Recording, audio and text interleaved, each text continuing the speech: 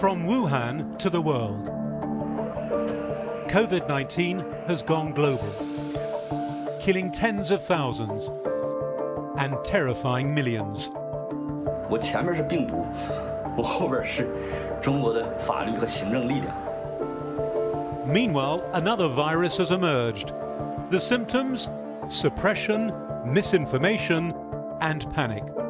If China was an open, transparent, democratic nation, then this whole thing might not have happened.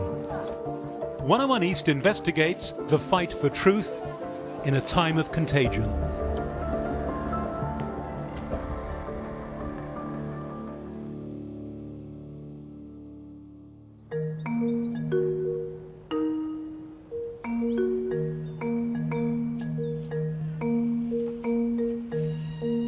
Zhang has a lot of time to think these days. 怎么说呢？就是一开始我那个时候我有一点点怵，确实有一点点怵，因为不知道怎么办。那个时候确实有一点害怕心理。现在 He's a resident of Wuhan, the Chinese city at the center of the COVID-19 outbreak. Quarantined in a school dormitory, he's unable to interact with anyone around him. When he speaks to us, it's via social media, his only contact with the outside world. 政府现在采取全部漏网的政策，就是所有的。 During the cold winter month of last December, Zhang was working as a kitchen hand.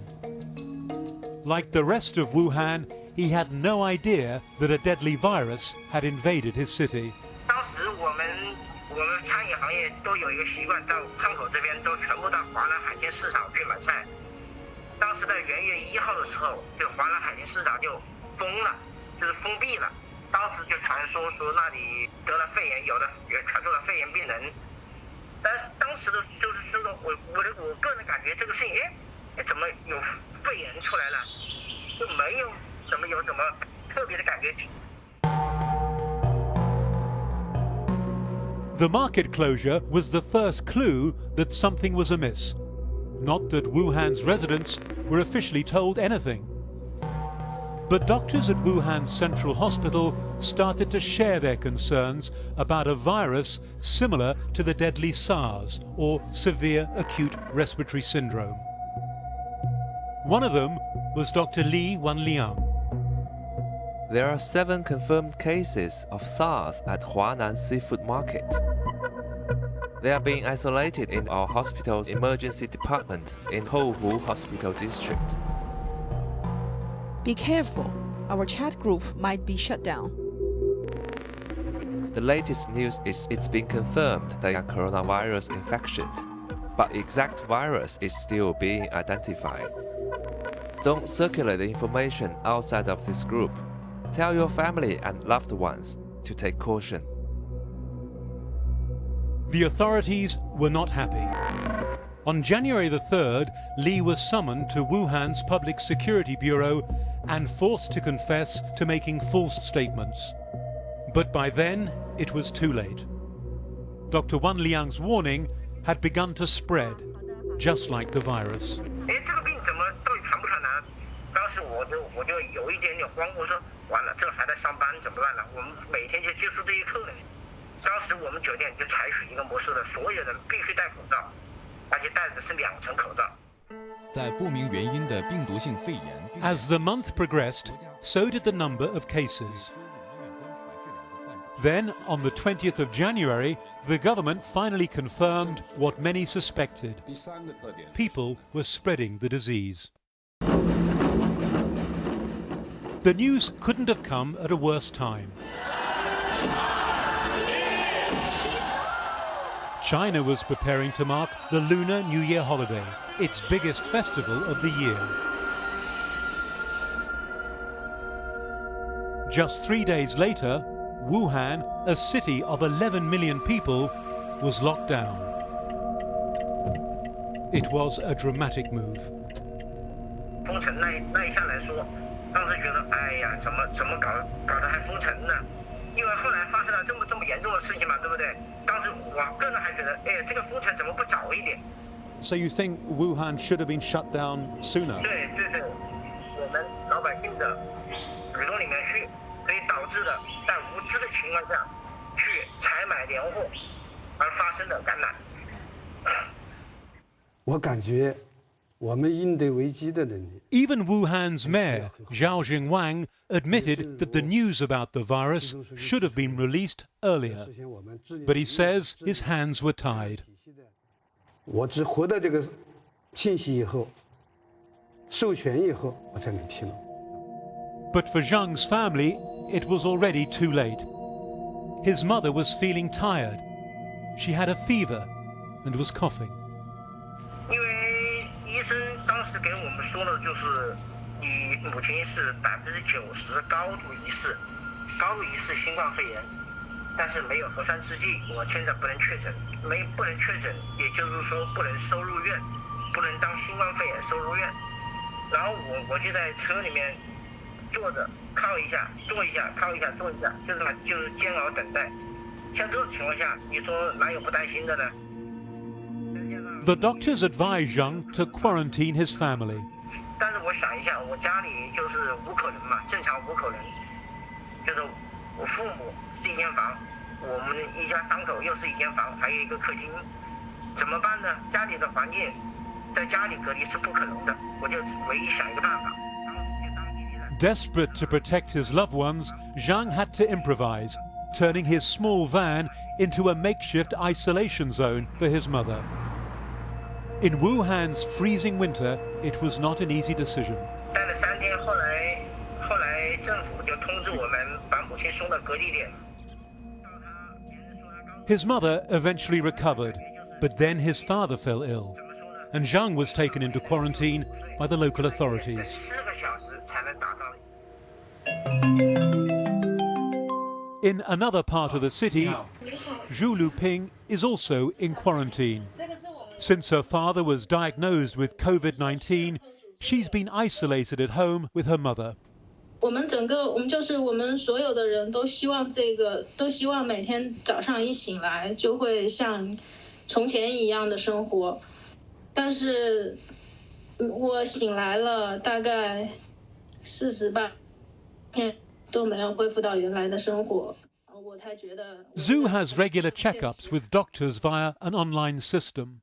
我们确诊的病人家里面会有一套那个监护仪，一套监护仪，然后他的耳温，每天测体温，然后血压还有血氧，他的数据联网实时会传，就是我们这边检查了以后，然后实时会传到社区的那个医生那里。 Zhu is grateful for the free healthcare and quarantine facilities the government's providing, but she believes her father got sick because the media was slow to report the disease's infectious nature. 当时的舆论导向就是这个病毒就不是很严重，所以说父母然后不是很警惕。3, 2, 1, go! Even such mild criticism is rare in today's China, where the government has always controlled the message, and state media provides positive spin. Like at this Wuhan quarantine center. 我也非常激动，让他们多跳一会儿，所以他们开始跳的时候，我也非常的激动，很想跟他们一起。主要是从我的观察和报道 Watching all this unfold 看到医院的患者 is a journalist from Wuhan. 他们无法为自己 He spoke to us on the condition that we hide his identity for fear of reprisal. We'll call him Zhang Minliang. 覆盖范围必须为正面的， The coverage has to be positive. 令人沮丧的 Anything that is demoralizing is not allowed to be 关于我 reported. 不能触及的课题， In regards to the topics we can't touch, 基本上 basically, there are a lot of them.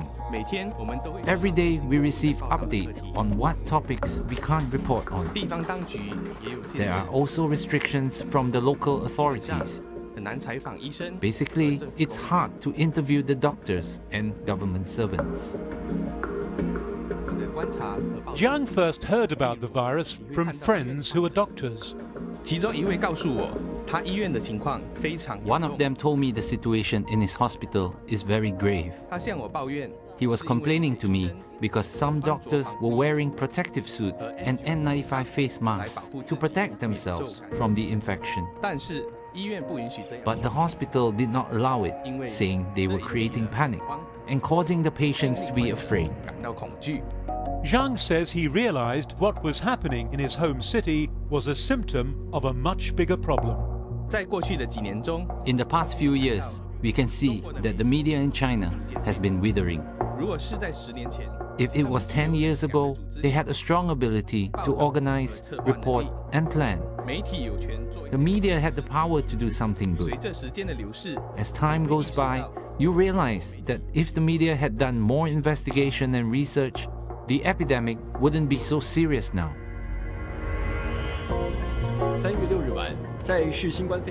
But the government has been pushing a different message.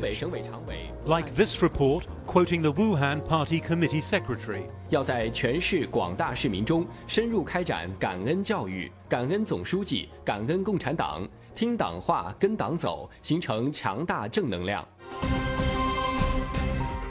Lu Xin is a senior presenter on CGTN, Chinese State Television's international network. Of course, some media have called China's efforts draconian, heavy-handed, autocratic, but we call them effective.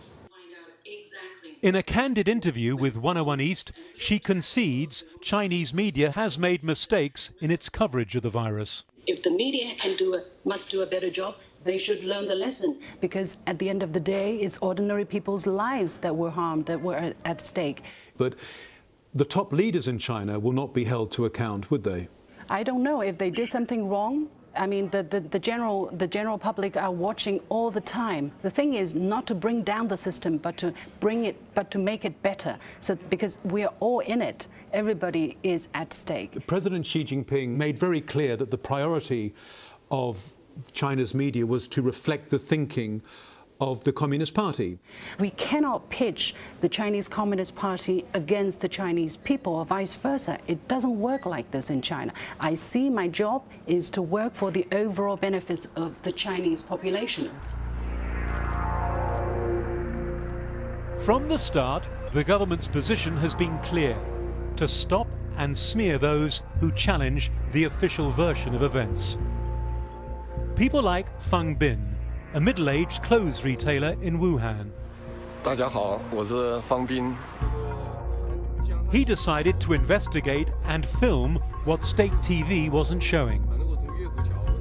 Feng toured the city, visiting different hospitals, showing the chaotic reality for overworked doctors and nurses, and the desperation of patients and their families trying to get treatment anyway, anywhere. And the pain of losing loved ones. 这你家什么人呢？父亲。哎呦，我的父亲。啊，你的这个一个1万块钱是，我的说完全是啊是。完了。我家的。完了，估计不上来了，已经没有生命特征。不上来，就了。没有生命特征了吗？这个也完了，这个完了。 Feng Bin was shaken by what he saw. 这么多！哎呦，这家伙这个也太多了呀，这样。这武昌殡仪馆这里面尸袋，刚才我照给你们看了，现在又多了。刚才3个，现在我数一下啊，尸袋，1、2、3、4、5、6、7、8，有8个。哎呦，这么多，就这死了。 这是几天？就昨天是吧？哎呦，这死人这么多啊！ Strict online censorship ensured that Feng's social media account was quickly deleted. 这像昨天晚上7点，大概7点来钟的时候嘛，突然当当当就有人敲我这个门，知道吧？敲门呢，我当时出来，怎么有人敲门呢？ 然后出来以后呢，我就还留个心眼，我就把那个门窗打开一看，哎呦，好6、7个家伙都是防护服穿好了的，是吧？就要我跟他走，知道吧？就说这个要去给我这个叫什么？就是我这个去危险地方了，要检查什么之类的。我一看那就完了，肯定是要隔离我。哎，方哥，测个体温，测个体温。现在体温什么都，我体温没问题啊。你们是哪里？你说清楚哪里的？你哪里的？你开下门，你开下门。不，你这样，你拿个身份证来。我不废话，你去拿个身份证来。你别过。 His last video on February the 8th was just 12 seconds long. It featured a scroll of paper with the words, 全民反抗，还政于民。 He hasn't been seen since. 你好，我是陈秋实。 Fang Bin wasn't the only one trying to reveal what was going on. Lawyer Chen Chuxi arrived in Wuhan on the last train before the city was shut down. 为什么要来这儿呢？我之前说过，我的责任是一个公民记者，用我的镜头来亲自见证和记录武汉这次防灾检疫过程当中所发生的真实情况，并且愿意把武汉人民的心声传递出去。 Chen shone a light on the government's quarantine measures. 这个方舱医院的形态明显是很像那种战地医院，或者说是，但是这并不适合传染病人居住。传染病人本来就应该直接把他们放在一个隔离的这么一个空间病房里面去，专业的隔离病房。只不过确实没有这个条件，所以才能让他们去回家居家隔离。但是居家隔离如果处理的不好，又很容易造成这种家庭性的感染，一个人感染，一家人都遭殃。所以现在进入这种两难的状况。 But while Chen turned his camera on Wuhan, attention was also turning to him. 我的名字已经彻底成为敏感词，只要带陈秋实3个字，带 CQS， 带我这张脸，在微信上都传播不了。已经有很多人跟我说，我在武汉的视频只要通过微信传播，连号都会封掉，因为最近在中国微信上的谣言确实很多。我是害怕，我前面是病毒，我后边是中国的法律和行政力量。 Then he too disappeared. No one's heard from him since.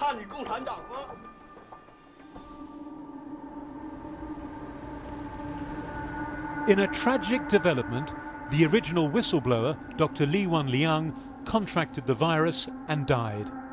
Chinese social media erupted with anger and sorrow, prompting worldwide grief. 这是一个非常悲哀、悲痛的事情。公民说真话日这样一个来彰显我国宪法公民有言论自由权利这一项，是一个公民最基本的权利。Hundreds of academics and everyday citizens signed a petition calling for a national day of free speech. Among the signatories was Beijing lawyer Lin Qilei, who recorded this message for us. 这样的公民呼吁，因为体制的原因，可能没有收到任何答复。那么在中国，做这样的联署啊，也有可能坐牢，但是这个我都有心理准备。我认为我这样做，虽然有很多的危险，但是我还是要做的。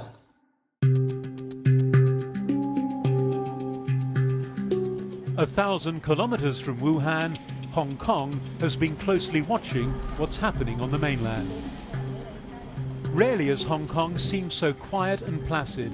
Easy to forget, this same city has recently been the setting for often violent protests calling for more democratic reform. Those protests have led to a growing anti-mainland sentiment, and this virus is deepening that sentiment.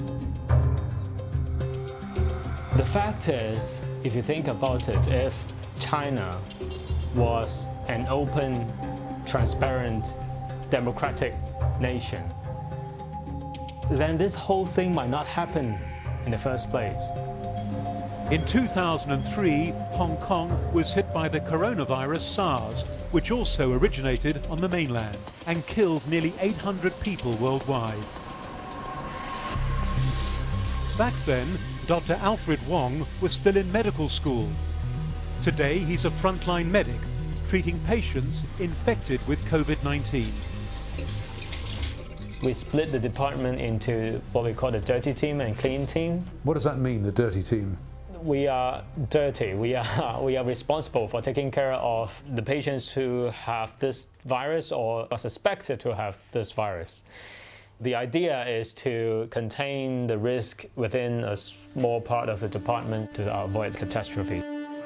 He says he first heard about COVID-19 in December.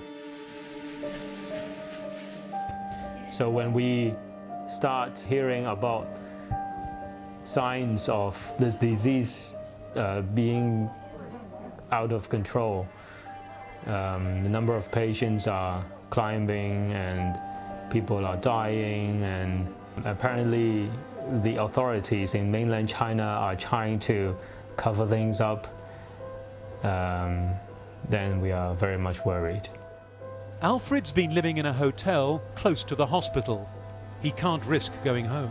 Because I'm not only trying to protect my patients, but also trying to protect my family. I have a wife who is pregnant, so the last thing I want is to give her the virus.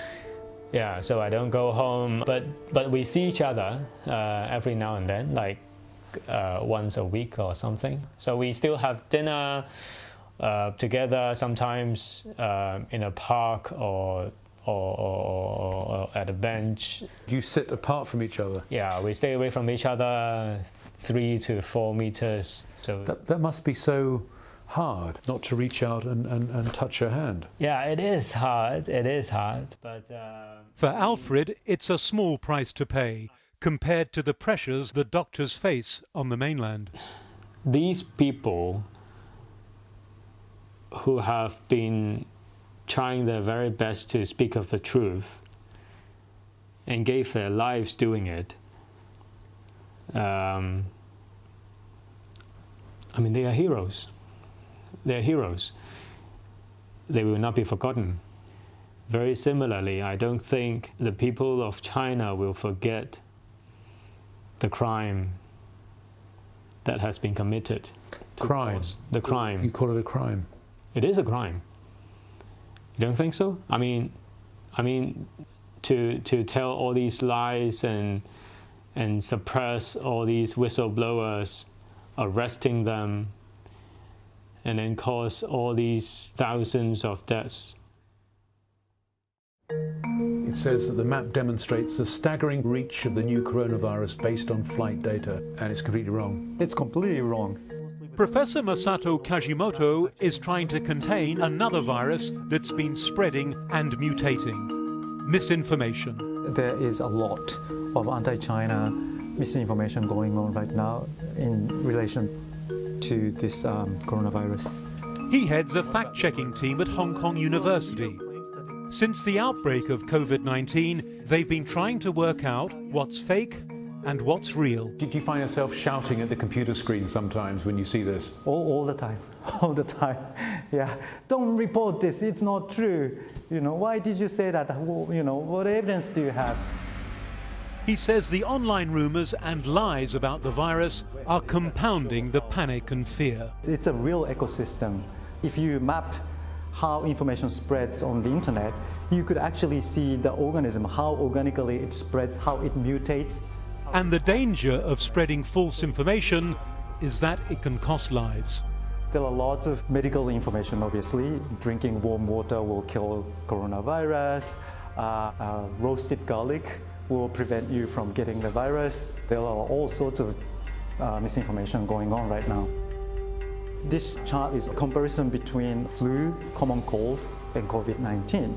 So for example, runny nose is a symptom of flu and common cold, but not COVID-19. So the claim is that if you have runny nose, don't worry, you don't have the virus. That's not scientifically true at all. So we debunked that. The problem is that kind of content is often picked up by traditional media outlets. Masato says spreading misinformation is not only easy, but lucrative. There are lots of financial incentives for what we call bad actors. Basically, they want to have a sensational content that people click all the time because that brings in ad revenues for them.